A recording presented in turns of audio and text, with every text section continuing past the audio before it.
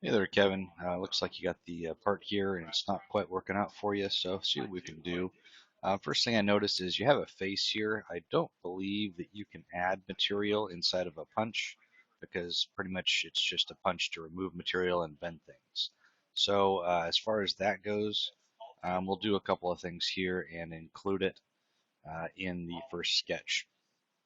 So you also see that you have these broken up into two different cuts and a face.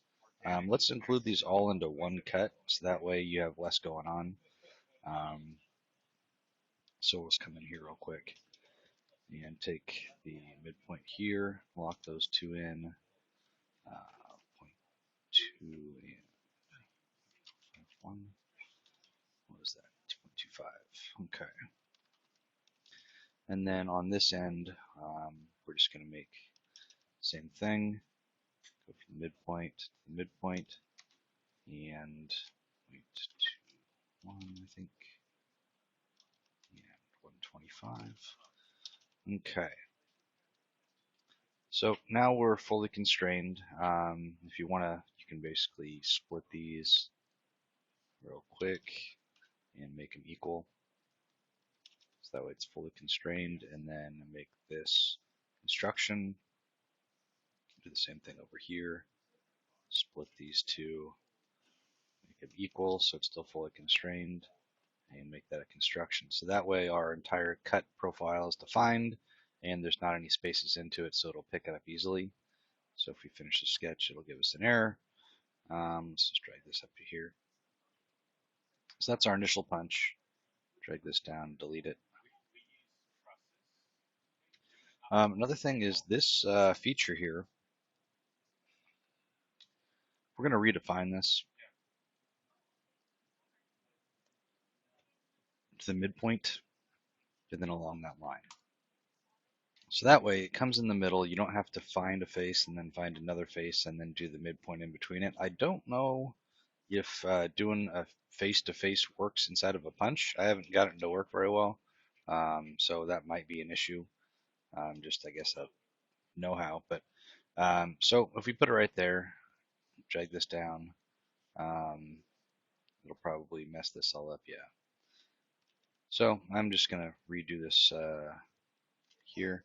So create a sketch on this plane, project the geometry of this edge and that edge, and let's draw a line or an arc. Let's do that first, and then a line up, curve it over, and there.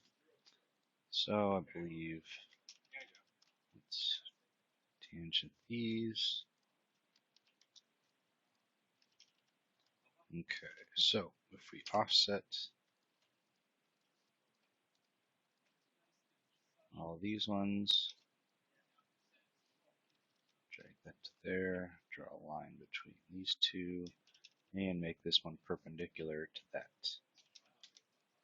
Call this one out as our bend radius, and dimension this one, same thing. Draw our lines to the end of this, call out our length, and then call out our height off of there. So if we wanted to, so I don't know if this will work, but so that's the available space. If we, that's going to work. Arc length is reference. Arc length is a reference. Okay.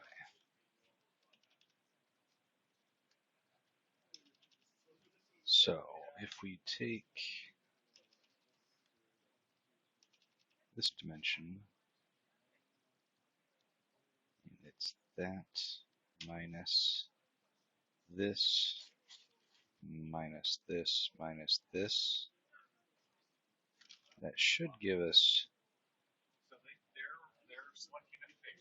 the dimension to there.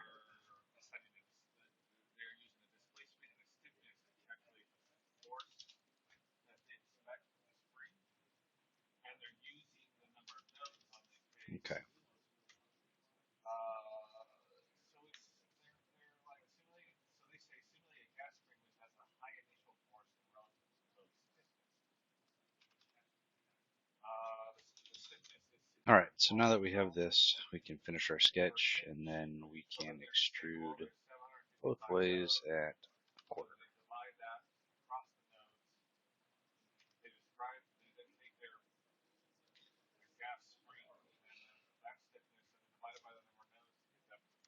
And I think, let's call this 1.2.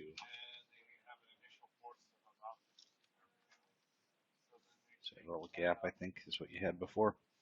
Anywho, so there's our part. And then if we go up into our sheet metal, manage, extract feature. So now you select it, selects all the stuff, and we'll save it. Go to our punches, call it Spring Claw 2.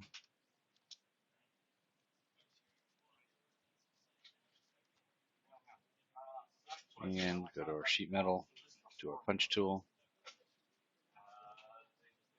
So it drops it in. We go to our geometry, it's asking for a face, so we choose our face and click finish. So hopefully that helps a little bit. I think the main issues you were having is I don't know if you can do a face to face to get the plane. I've never had that really work out for me because you have to define another feature somewhere, I guess. So not really sure what that's about. And then also making sure that this cut is included within the actual cut because you can't, I don't believe, add a piece. So I hope that gets you going. If you have any more questions, post back and let us know.